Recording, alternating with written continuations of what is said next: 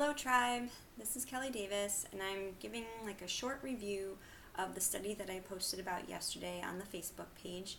The study is called Physiological, Vestibulo-Ocular, and Cervicogenic Post-Concussion Disorders, an evidence-based classification system with directions for treatment. And this was done by Dr. John Leddy and a few of his associates.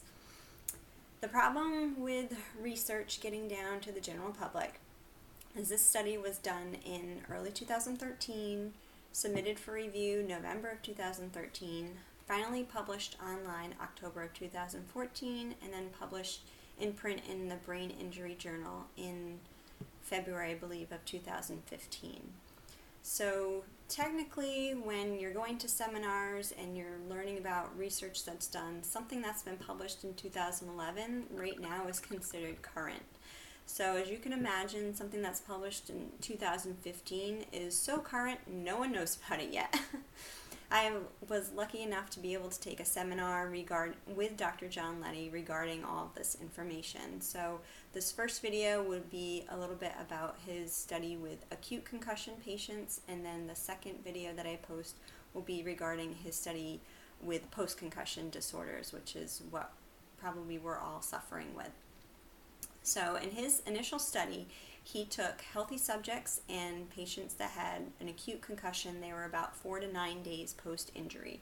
And he did some functional MRI testing. So they put them in the MRI tube and they're looking at their brain, they're looking at blood flow and brain activity while they're doing cognitive testing. So the cognitive testing is more, the questions are along the lines of, what's 5 plus 6 minus 4? Is the answer greater than or equal to 5 or less than or equal to 5?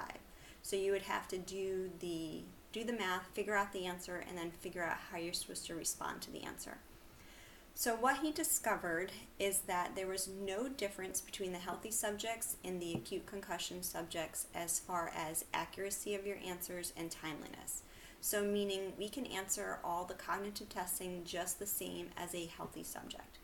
The difference that he found was in the healthy subjects on the functional MRI, they used a small amount of blood flow, a small amount of brain activity to get to these answers.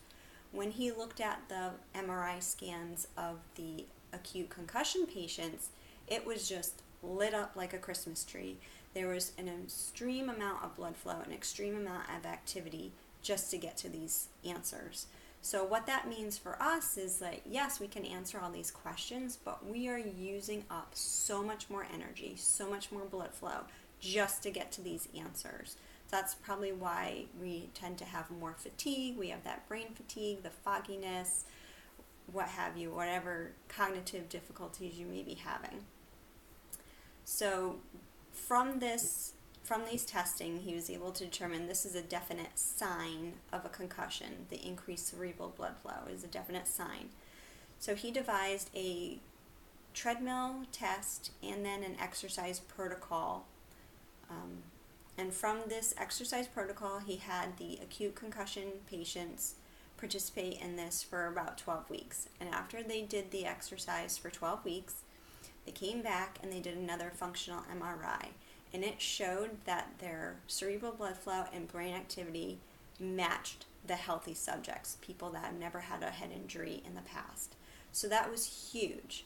So because of copyright laws, I don't believe I'm going to be able to share with you personally the protocol for the Buffalo Concussion Treadmill Test. That's what's called BCTT.